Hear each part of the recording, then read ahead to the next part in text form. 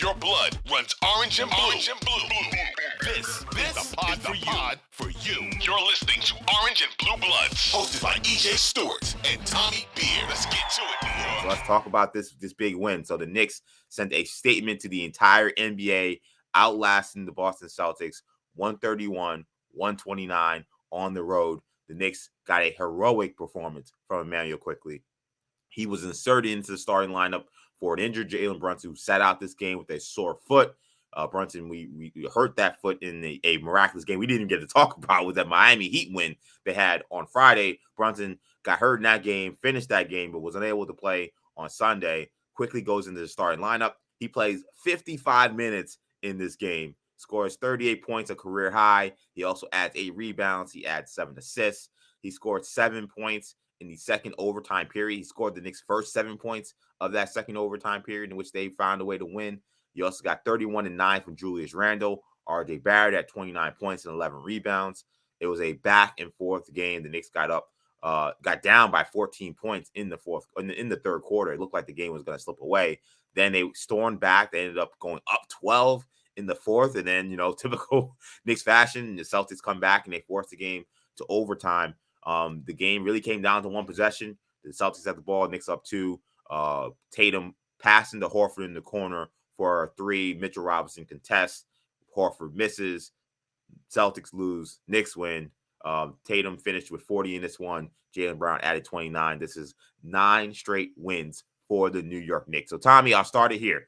Is this the best win of the Knicks season? Yeah, I think you can certainly say that.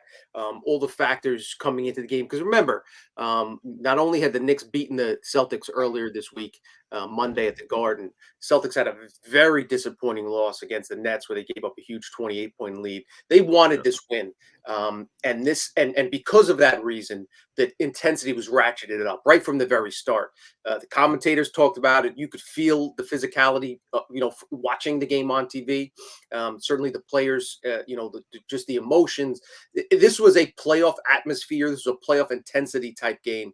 So for the Knicks to beat the Celtics, who have basically been the best team in the NBA previous to their stumbles the last couple of weeks for 80-90% of the season, or at least in the conversation with the Bucks and the Nuggets, for the Knicks to go into Boston, beat that team that was really looking for a win without their starting point guard, I think speaks volumes. And the wins kind of have compounded upon each other. So it's like, Friday was probably the best one of the season until Sunday.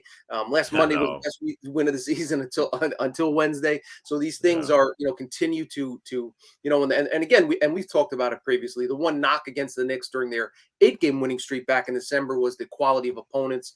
That's out the window. The Knicks are beating good teams.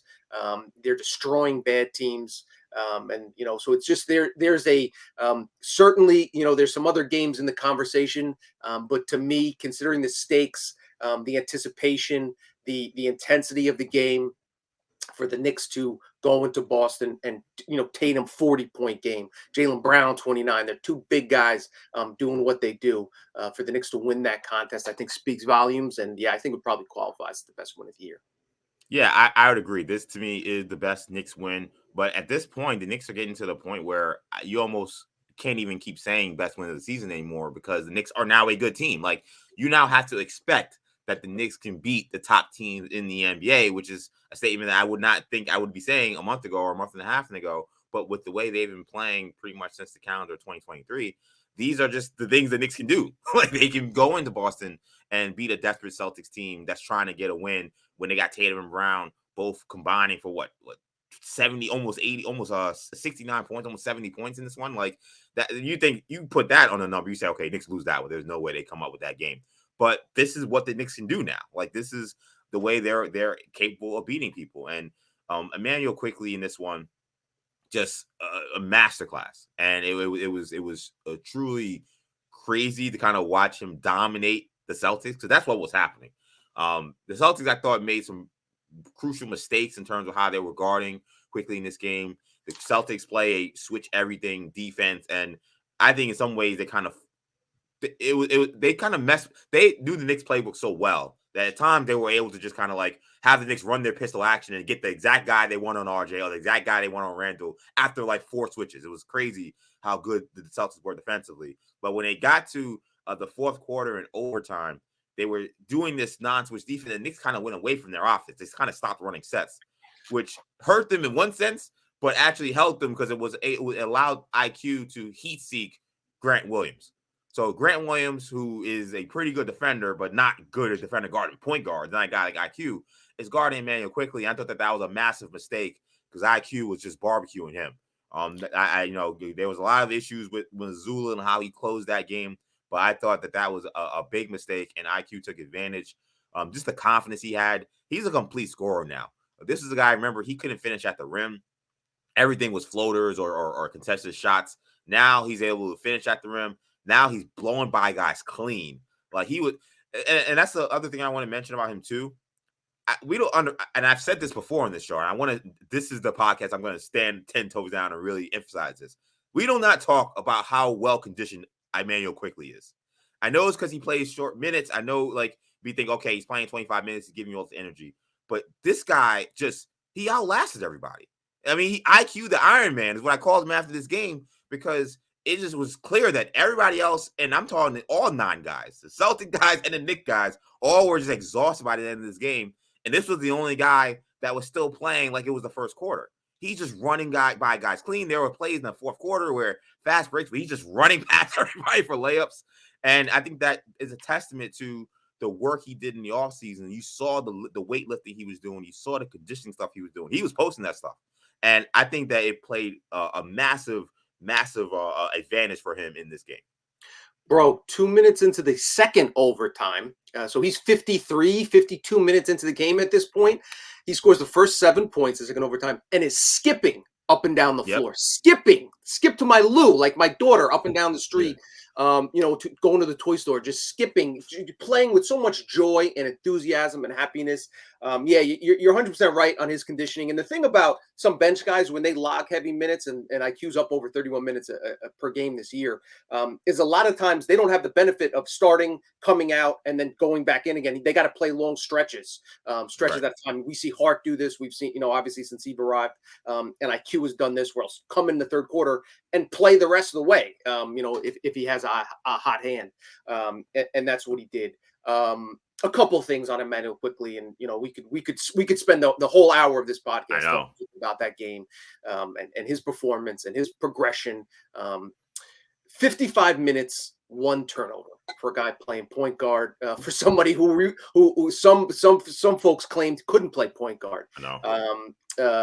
Immanuel Quickley, the last 12 games he started, dating back to the final game of the regular season, 21-22. He started 12 games. In that span, he's averaging, over those 12 games, averaging 20.8 points, 5.5 rebounds, 5.5 assists versus just 1 turnover. That seems pretty good. Yeah.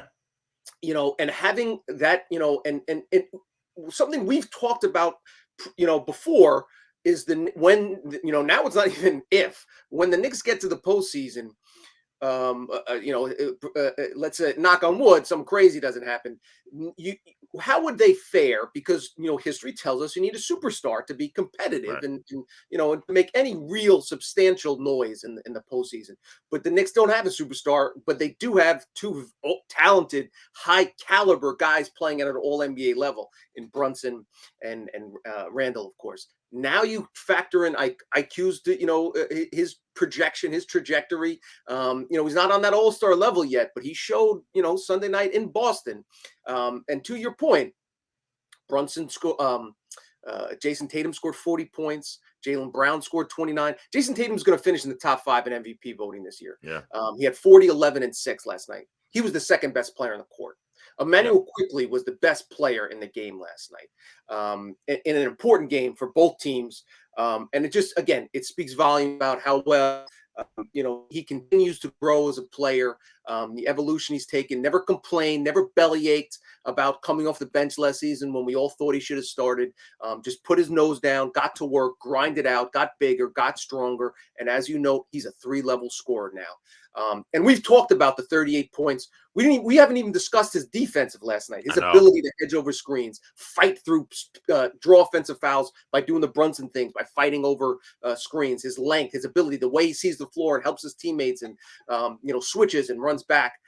There's just so much. And to your point, the Celtics had a great game plan, and it worked. They're switching, and whenever, and we'll talk about that too. Whenever Randall turned around and spun, a second guy would come, strip him from the ball. Happened a bunch of times. Randall finished with 7 turnovers. Happened a few times in the clutch. But one of the reasons the Knicks were able to get offense is because they got out of their sets. And the one player on their team that is great at freewheeling with the ball in his hands is Immanuel Quickley. He'll take those heat check threes. First possession of the game, he pulls from 29 feet and drains. And you could just see the confidence brimming and building. And he had fun the whole way. And the Knicks fans had fun watching. And the one thing, and I wrote about it this morning, was for years now, we've been kind of Knicks fans that have, listen, the Knicks have lost more games this century than any team in the NBA. Knicks fans are basically, through PTSD in a traumatic relationship, used to being, they just see the light at the end of the tunnel. No, it's a train coming the wrong way, and have been conditioned to believe that whatever can go wrong will go wrong. I found myself thinking in that third quarter, Knicks down 13. In Boston against the team with Tatum that's looking for a win. No point guard. Randall scuffling a bit. Grimes was invisible last night. Yeah. But somehow, some way, I just kind of had this feeling Knicks probably going to win it. Knicks have a chance to win. They at least have a chance to win this game.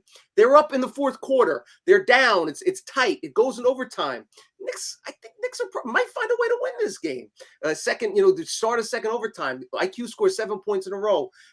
Knicks are going to find a way to win this game. And the last second shot, Horford has a good look, a shot. He's made 6 3-pointers that game. You think it knocks down, but sometimes the basketball gods just shine on you.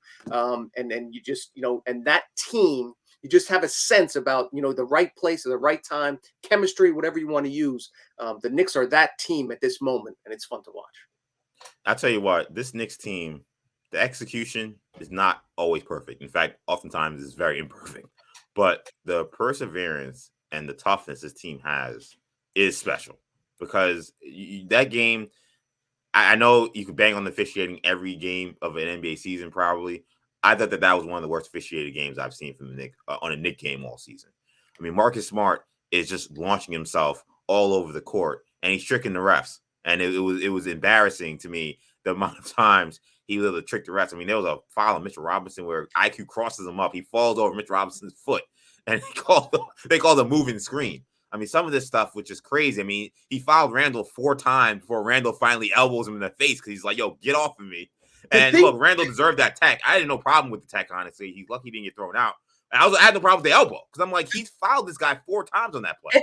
And the thing that bothers me about that particular, I like Smart. I respect Smart. If he's on, so do I. Not on your team, you hate him. If he's on your team, you love him. We get all that.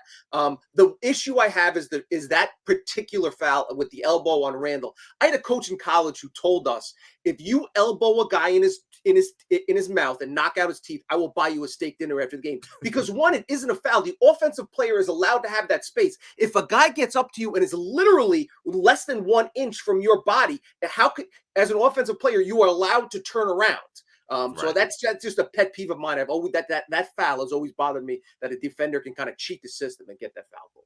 Yeah, it's ridiculous, and he was on one. I mean, and it seemed like every time the Knicks were making a run, it was like watching a Ric Flair wrestling match where every time the babyface making a run, and Ric Flair grabs the ref and low blows the babyface right when the guy's making a run. That's what it felt like watching Marcus Smart. It felt like every time the Knicks were making a run, like the Knicks were up 12, they have the ball, and I'm like, all right, they're gonna put these guys away. What does he do? He just finds Obi Toppin and it just falls right in front of him, and he gets a charge. They come back. The Celtics get 2 threes. Now a 12-point game to 6-point game. I'm like, the Knicks want to put these guys away in the fourth quarter in that possession.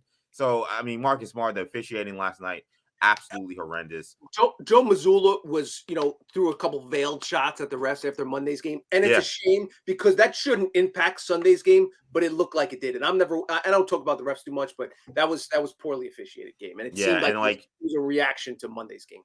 I know Ed Malloy was out there. I didn't even recognize those other two refs. I was like, who are these guys? Like, and I know I watched a lot of NBA games. I was like, I don't know who these guys are. Like, the guy that Randall was arguing with that gave him the tech.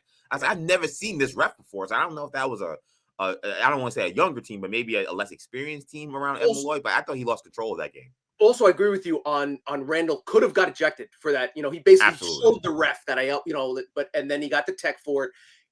The ref did a good job by walking away and not prompting Randall, but Randall also did a good job. You could see it on the broadcast. I thought that was cool, where he literally took a few deep breaths and lowered his hands. I think, again, we've talked about his interaction with the media, his interaction with his teammates. That's another sign of progression.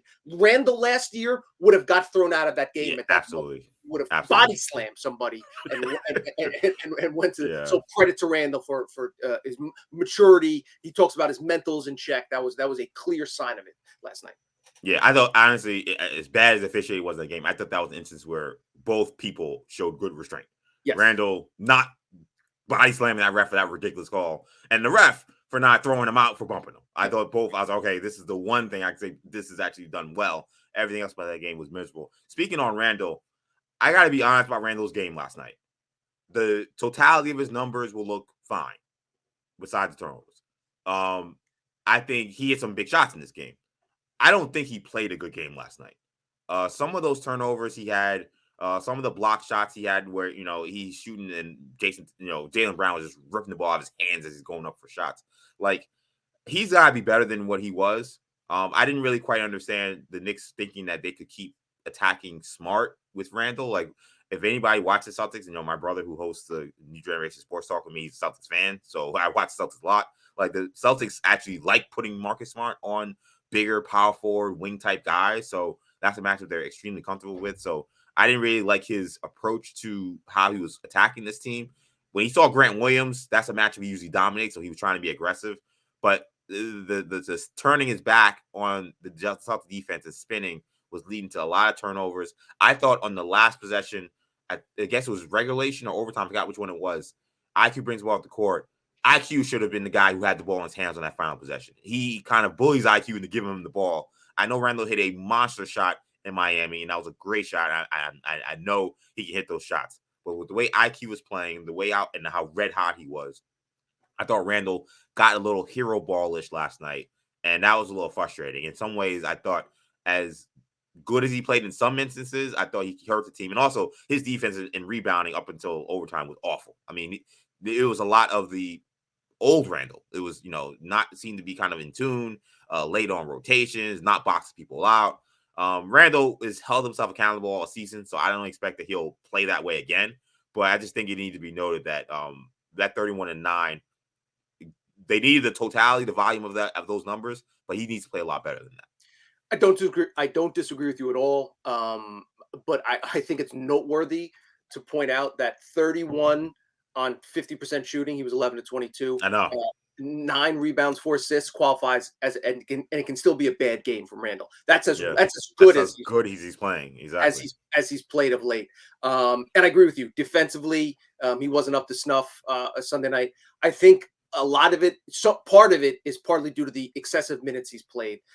He hasn't missed a game all season, to his credit. Interestingly, he talked about he doesn't believe in load management. He understands the science. I have my own science, he said. And then they asked him about it after the game, after he logged another close to 15 minutes in double overtime. He's like, you know what? Maybe I'll reconsider. He said it joking around with a smile. But I honestly should the Knicks consider sitting him out Tuesday night in Charlotte, or at least limiting like 25 minutes or so. I think that might be something that that the Knicks could consider. Brunson, the Brunson injury as well. We'll talk about that previewing Tuesday night's game, and we can talk about this after as well. But I think we can. I don't have a problem with Randall taking or attempting. Didn't even get a shot up. Attempting to take the last shot. I think he's earned that. Over the last, certainly after Friday night, and over the last 3 or 4 months, like Brunson was on the floor. Brunson's going to get those shots more often than not when he's in the game. So I think Randall entered the game believing I got to step up. I got to play at a higher level, and just put a little bit extra pressure on himself, and seemed a little bit worn down at times. So we'll see again whether he sits out Tuesday night or not. There's 15 games, I think, left in the season. The Knicks look like they have a very good chance at securing the 5 seed, if not the 4 seed, but being in that 4 or 5 slot. Now we have to think about, okay, what's best for when we get to the playoffs for that first round series? Should we start to, taper Randall's minutes for a few minutes so hopefully he's as fresh as possible heading into the, once April arrives in mid-April and that first round starts. And I'm glad you mentioned Randall and the fatigue and the low management comments, because he also, after Friday's game, there was a question he was asked, and he was like, "Bro, I'm so tired. I don't even know what you just told me." Yeah. Yes. So I think that the lack of rebounding and defense that we saw can be attributed to, I think, fatigue. I think he is tired. Like I think I tweeted last night, I was like, he looks exhausted in this game. Yeah. And I think that's why he wasn't really given the effort we are used to seeing from him defensively and on the boards. So yeah, they gotta be smarter how they finish this season. This is a Hornets game they have coming up that you would think they should be able to watch these guys. So maybe this is a time where Obi Toppin can get more reps. One thing I thought was good about that game was it did give IQ the chance to start and play a lot. And it gave Deuce McBride a chance to, get off the bench and get some minutes as well, because you never know what's going to happen in the playoffs, and he needs to be used at a certain point. So I thought that Brunson, that's why I was happy they sat Brunson. I tweeted, I was like, I think they should sit him. He's questionable. He shouldn't play. This is they've won 8 in a row at this point. There's a team they know they can beat already. Yes. They beaten them on the road. They beaten them at home. Like, it's a rivalry game. It's national TV. You want to win, but like there's actually things that could be beneficial to the team by Brunson actually sitting. And the fact that they still got to win, it just illustrates just how good this Knicks team is. I mean, I look at this Knicks team, and I've been saying, and I keep moving this goalpost now because the expectations keep changing. I kept saying, okay, Knicks face Cleveland. I think they could beat them in the playoff series. Then I saw Philly. That's all the Knicks play against Philly. Am I right? Knicks play against Philly. I think that they could face Philly and they could square up with Philly. I'm adding Boston to that mix now. The Bucks right now, to me, are the only team that I would say, okay, Knicks face them. It's gonna be tough sledding. I don't know how they win that series. I don't think that the Knicks can. I'm not saying I'm definitely picking the Knicks against the Celtics, but I don't look at the Celtics right now as a team that the Knicks can't beat in a 7-game series. The Knicks just seem very confident, and it goes back to even last season. They had those great games last season against the Boston Celtics, even when they were a terrible team last season. Yeah. It just feels like they played very confident against them. I don't know what it is. They seem to like these matchups. RJ Barrett, who I think has kind of been the most kind of like untalked about player in this game. He was a hero in this game, the way he played. He actually kind of supplemented IQ scoring in a lot of different parts of this game. He seems to play very confident against the Boston Celtics. He had 29-11 in this one. We mentioned IQ. Randall sees Grant Williams. He thinks he should be able to dominate him every time he sees him. They didn't have Jalen Brunson, but Jalen Brunson has had his way with the Celtics this season earlier as well. I mean, the Celtics are a great team. I'm not saying that the Knicks are going to walk through them, but there's only one team in the Eastern Conference that I'm fearful of if I'm in New York Knicks right now. Listen, it's fair. Obviously, the Celtics would be a heavy favorite. Maybe not even a heavy favorite, but obviously favored in a series as with the Sixers. But I agree with you. It wouldn't be shocking to see the Knicks make the Cavs sweat. If not, maybe New York might be favored at this point. I saw CBS. I saw on Twitter just before we hopped on. CBS has the Knicks ranked number 1 in the league in their latest power rankings. Part of that is because they have it's more on the hottest team, and obviously the Knicks have the longest win streak in the NBA right now with the Bucks winning streak snapped over the weekend. So I listen. The game before on the national TV game before the Knicks Celtics was Suns Mavs, and Knicks fans got to keep an eye on it, because when they face the Suns, assuming the Suns come out of the West in the finals, we'll see who has the advantage. So maybe we're looking a little bit too far ahead. And again, but you're right. Listen, certainly we've got to the stage now where the Knicks shouldn't be afraid. And as I mentioned, teams are not going to admit it, but they would definitely prefer to play a non-Knicks team in the first round if given their choice, because the Knicks are at worst a live dog at the moment. A couple quick things. You mentioned RJ. Credit to Barrett. Not only did he have 29 points, he kind of set the tone early. He got going. Yeah. The thing with RJ, he just seems so much. It's clear he's more comfortable being that second guy. Yeah. So when Brunson's out of the lineup, he's more of a featured player, a little bit more space on the floor for him to drive, and he has a little more offensive freedom. You can tell when he's the way the Knicks are structured and they're kind of rigid. The way they run their offense. the third best player is really often relegated to spot up 3-pointers or spot up shots. Yeah. And that's not where RJ Barrett's going to excel. When he's at his best, over the first few years of his career, it's when he's, kind of a focal point of the offense, attacking, playing downhill. He doesn't really have as much an opportunity to do that with Brunson and Randall on the floor together. So, I thought he played well last night in a game he knew the Knicks needed him. He stepped up and, again, there's some warts there. You don't love the inefficiency. There were some defensive plays that weren't great.